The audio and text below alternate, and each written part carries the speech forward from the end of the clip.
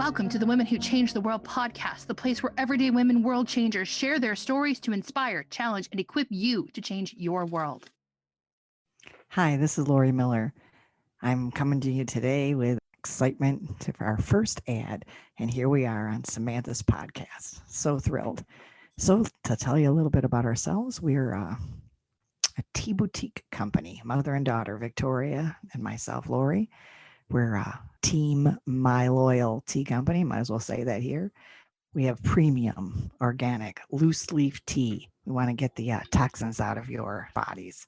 We're very active on Instagram and Facebook at My Loyal Tea Company, LOYALTEA Company, all spelled out. And our website is myloyalteacompany.com. So come join the fun. And here we have part 2 of this wonderful interview.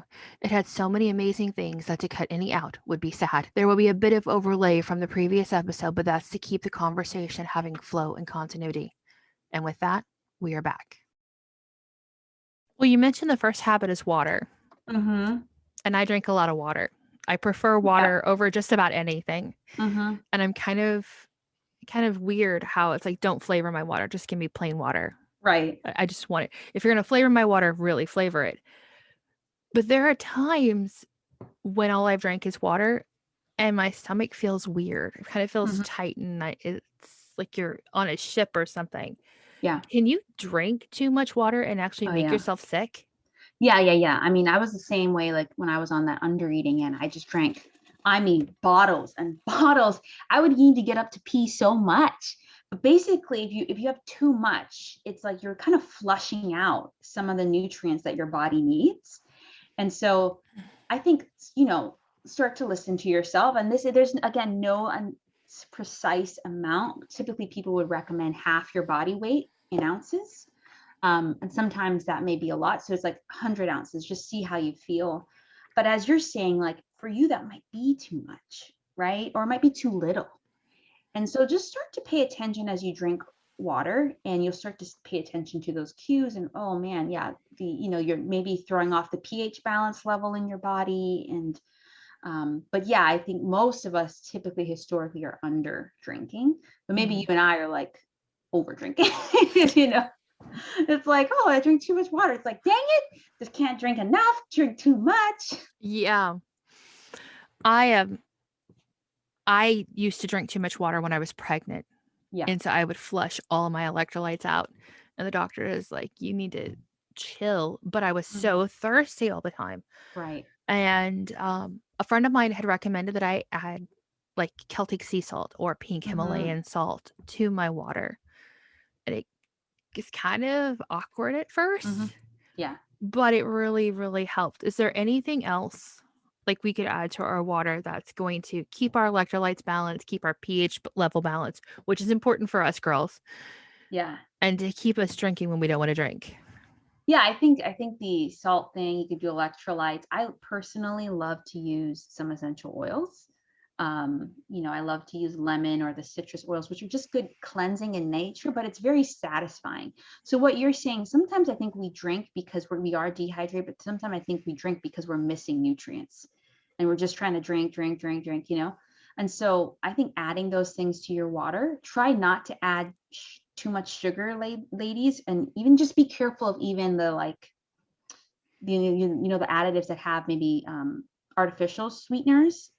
Not that they're bad, it's just too much of that can also cause another thing to happen. So I do think, drinking water, and maybe also, try to drink some, maybe non-caffeinated teas, because caffeine tends to, like when you drink a cup of coffee, for example, you drink a few cups of water to balance it because one dehydrates you. So even teas, non-herb teas can really help with still getting that fluid in you. So that's kind of flavored water at the end of the day. I love sparkling water. Some people hate it. That's another option. But yeah, I definitely think you could add cucumbers. A lot of people add that, slices of orange. Adding fruit to your water is another way that some people like to spice up their water a little bit and also get some nutrients. We have one of those big glass containers, and so we'll fill it with ice and water and sliced fruit. And so my kids will just come in and then they flip the little tab and they get themselves something to drink. We start doing that actually just got cleaned up today. So it'll be from now until fall. And Mm. every day it just gets refilled. Yeah. And my kids they prefer water unless they can get chocolate milk. Of Right. course, that, that chocolate milk is all that and then some for little kids. But I've raised my family on water, one, because it's cheap, two, because it's not laden with sugar, Mm-hmm. and three, because it's cheap. Yeah. When you got that many kids, you got to find a way to cut around things. But it's the focus of water in our lives. I do get some complaints from the oldest ones. Can we have something else besides water? Sure. Water. Mm-hmm. But one of the benefits that I've found is that my skin is so much softer and plumper Yeah. and fuller and healthier because of how much water I drink, even when I don't feel like it. And that's a habit that it's just important to me. It's just part of who I am. My kids know, okay, mom needs more water. We better go get some ice and go get some water. And Right. because our water here is really not very good. Mm. When we talk about our bodies and being more than our weight, it's an uphill battle. Mm-hmm. If I'm being honest, I don't like looking in the mirror. And I know there's a lot of women out there like me who we don't want to look in the mirror. We don't want to see the weight we've gained. We may have had a couple of kids, so we have some stretch marks and things aren't the way they were before we had children. And we lie to ourselves thinking our hips are going to be as small as they were before we had children, but they're never going back. Mm-hmm. So as we get older and our body changes and our hormones change, it's an uphill battle. Yeah. Of fighting all of those things. Am I nourishing my body? Am I gaining, I'm gaining weight? Am I doing this? Am I hormones? Am I balance? With all the other things we have to deal with, how do you as a coach make that simple for me? Mm. Because you're still a baby. I mean, it's interesting. I was coaching a client last week who is, I mean, nearly double my age, right? And that was one of her things, like, how are you, like, I mean, directly, and I mean, she should ask that, like, how are you as like a 32-year-old gonna like support me as like a 58-year-old, whatever. And I was like, that's a really great question. And I'm not going to say that I've been there. I'm not going to say that I've had 7 kids yet. I've only had 1. I'm not going to say that I, struggle necessarily with my skin, like elasticity changing yet, or any of that, or my hormones changing in that way yet, perimenopause, menopause stage. But most of I don't know, it's just most of my clients tend to be that age anyways. And I'm like, but I'm going to do my absolute best to support you. But one, we start with the mind, and then we're going to start with, the changes that you're uniquely going through. So first off, if you have to recognize that, yes, you're maybe not going to fit into those jeans you fit into when you were 20 years old. And what's the biggest thing? Like, why, like, what's going to happen if you don't? Like, why does it matter so much? Like, to you? I'm not trying to say like it's bad that it matters to you, but I think at the end of the day, it's like, no matter what age we are, we can get caught in that trap.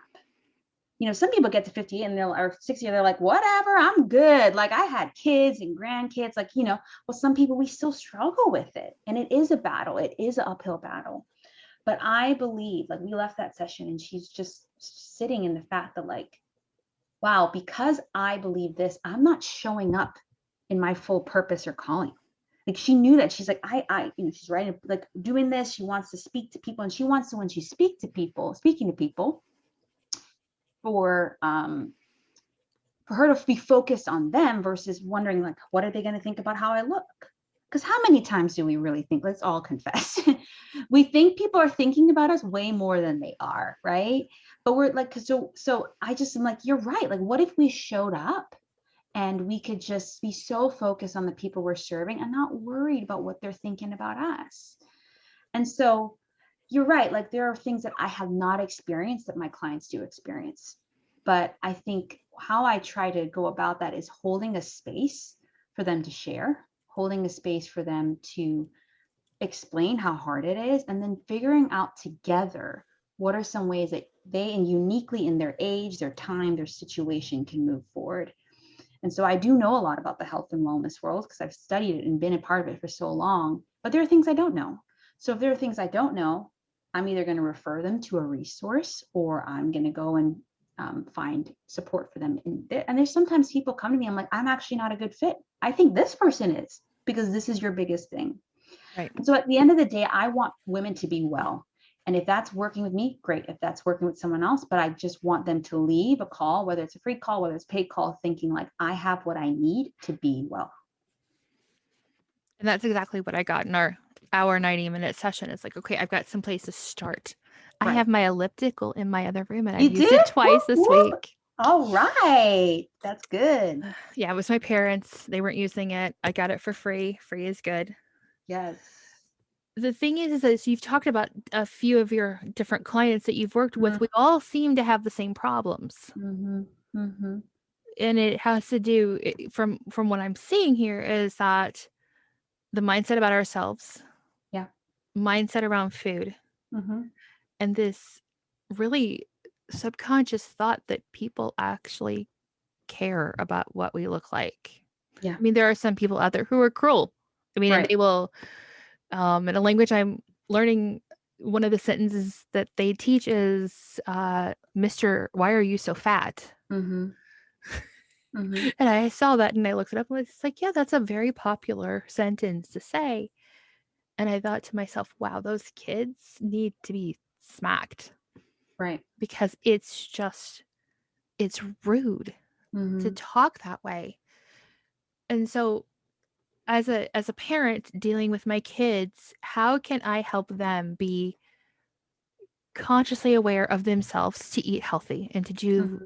the right things, but at the same time not tear somebody else down? Because what it really is them reflecting back on themselves of, I don't eat healthy and I'm overweight, but I'm going to pick on you instead Mm-hmm. of admitting what I have to deal with. Yeah. So are you saying, how do you get your kids to eat nutritiously and healthy without making it about how they look or their Yes. weight? Yeah, I think there's a lot of different things you can do. There's a lot of people who specialize in that too. But I think it's about one, as early as you can. And even if you haven't done this, it's like inviting kids into the meal planning process, and really explaining the benefits of certain foods over another. And at the end of the day, some kids are kind of picky eaters. Some kids will, you have seven. Some are going to be like, I just want broccoli all the time. Some be like, I just want chips. So, but just explaining that to them. And I think when we explain, like, this is what happens, like when you eat broccoli, this is why it's good for you, it really helps them see, like, oh, wow, I want to feel good. I want to be able to play with my friends and have energy. But, and also, so practically inviting them into that meal planning or prepping process as much as you can. But two, just affirming them as who they are right now is very important. So that's what you're doing with your son, or just like, don't worry, babe, you're just growing into yourself. Don't worry what people say. Because kids need to hear that most from their parents. Mm-hmm. And there have been times maybe we let something slip, or a thought, maybe we're talking about someone else or something else, and they hear it and they're like, oh, mom thinks this or dad thinks this. So it's like watching what we say around our kids is also important. But what I found is, yeah, inviting them into that process and explaining why you're choosing to eat what you're eating or cooking could be very helpful. So I have just a few more questions for you. What is inspiring you right now? Yeah, I think a lot of things right now. I've been finally getting back to like reading more regularly after having a kid and pregnancy. And I really thrive in a lot of personal development books and just reading and learning and growing and thinking how I can grow myself, but also use those tools for clients. And so reading, I've currently just read Strong Women Lift Each Other Up by Molly, I forgot her last name, something with a G, Molly Gathro. And it's powerful. Just like, man, what happened if we as women lift each other up instead of tearing each other down? And so, yeah, reading has just been really inspiring to me, and women and their stories. And as I work on writing my own books, to just see that, like, wow, there's a place I have in the world for my words too. So, yeah. So what's one thing that your program did for a client that you didn't expect? My first client, I think we were really working a lot on, finding out what works for her in regards to eating and all this stuff. But she started to grow spiritually. And I was like, how did this happen? But it did, because we just would have those conversations, right? And we would bring that in and saying like, well, I see that this is an area you care about. How can we help you, spend more time with God? And then eventually she launched her own little online blog ministry, and I helped her with that kind of through some like life coaching. And it was just like, I didn't expect that. Thought we were just going to work on your nutrition, but we're still seeing that like naturally I bring out the holistic thing in people, and that they want to grow and develop in other areas of their life. And I think that's how it is. Like, I want women to be healthy and thrive in all areas of their lives, but I think it starts with caring for our bodies, because when we can really care for this capsule that we're living in, we feel suddenly like, oh, wow, like I can go off and pursue that calling. I can go off and start that ministry, or, volunteer at this organization. And yeah, so I just think it makes women realize they can do a lot more than they can in their life. And that's just really cool. So what's the biggest challenge you've had to face specifically in your role right now? And how did you overcome it? As like a business owner, Mom is just survival. Sorry. I know. I think for me, I have a lot of dreams and visions in this area of my life. And before finding this calling or purpose, I don't feel like I had a lot. Like now I just have new ideas popping in all the time. But I think the biggest challenge for me is learning which ones to put in the parking lot and which ones to pursue. Knowing, especially now that my time and like creative energy is limited. And so I have to I created like a document, even with my own coach. It's like, this is my parking lot.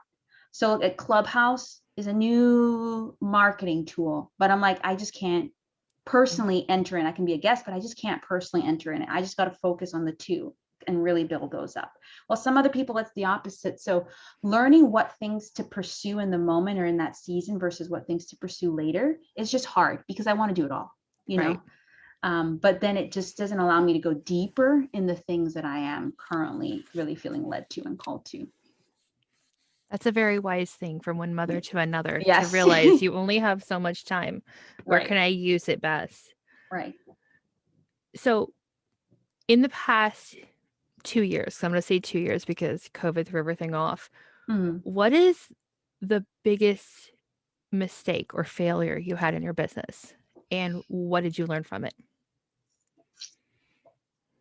I think I've offered many different types of programs. So when I first started, it was one-on-one coaching, right? Whether it was a 90-minute session or my 6-month program. But I also love business. I got my MBA, so I just love experimenting. But I think it was just trying to do two different ways of many different ways of serving clients. And it was just too much. So did a membership, ran a lot of group programs, which I love group programs, probably going to launch one soon. But I was just trying to follow all these different models that I saw other people that I really loved. Like I'm a part of memberships that I love. But then I just started to see with the work that I'm doing now and the women I'm serving now, that one-on-one touch or even that small group atmosphere is just really unique in where they need to thrive. So I think the mistake is I launched a couple memberships before. So it's just like trying different things that I know aren't really what works, but it just seems fun, and so I think, it's not that I don't regret it, because I learned from it and I used all those resources to support clients in my one-on-one work now, but I just wish I just followed what I knew what I needed to do versus what was cool at the time, so yeah. So if you could have a billboard free of charge, what would it say on it? I would say you are worth more than your weight. That's it. Right there.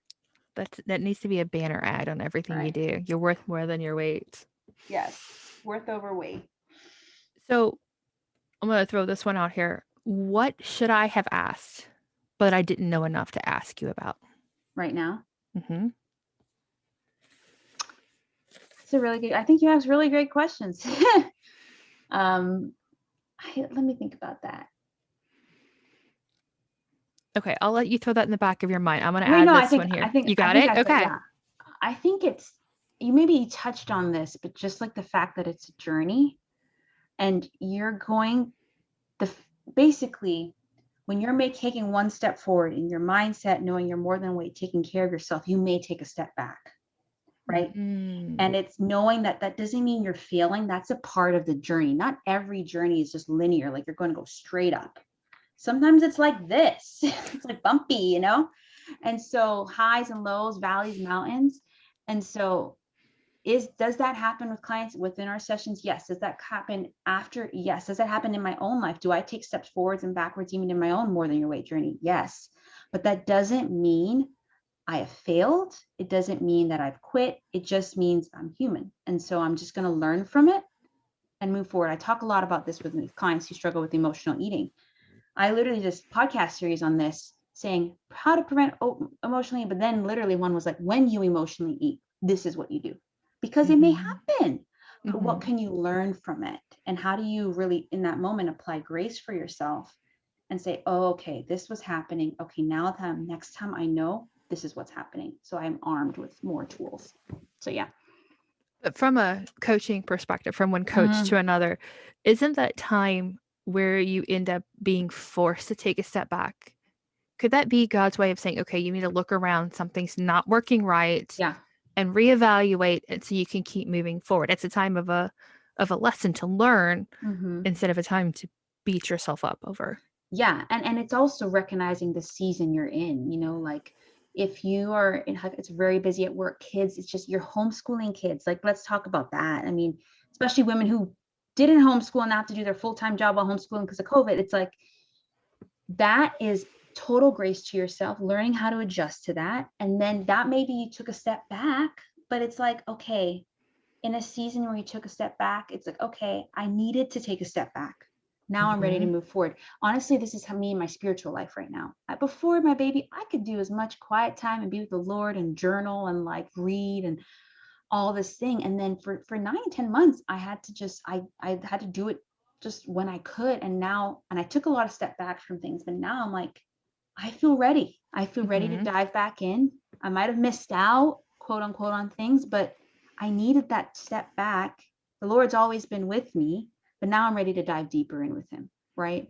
So you're right. I think certain seasons he will make you take a step back from things. You might fall but that's where his grace is sufficient and we can learn from it. Well, even in that time period, it may be less about you digging deeper and more about you being still. Yeah, definitely. Being still and remembering who he is. He is your provider. He is the one who takes care of you. Yep. So yeah, there's my mom tip for you. Mom tip. There we go. Sometimes you just gotta sit still. Well, I guess I'll just give you this last question here. What's something that people seem to misunderstand about what you do?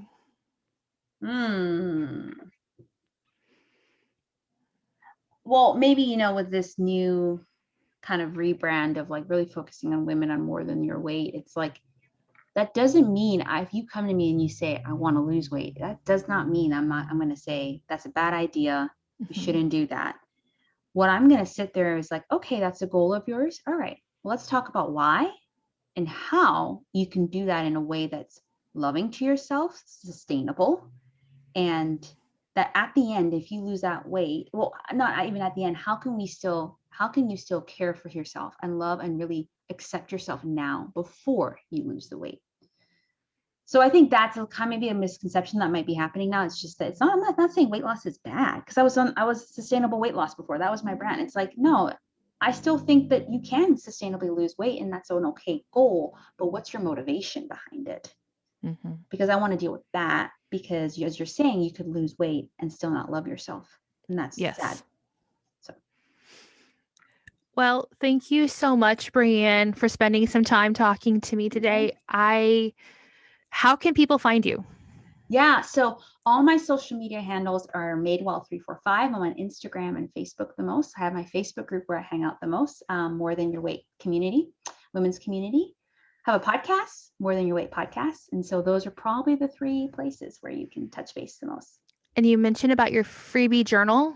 Yeah, my food freedom journal. This is like a journal where you can really just reflect on your relationship with food, your body, and yourself, the scale, diets, that sort of thing. And once you get that, you're on my email list, so you can always email me back if you have questions. So we will have the link for that in the show notes. I am so excited and so thankful that you willingly poured into not just my life, but to my listeners. Mhm. That is all I have for you guys today.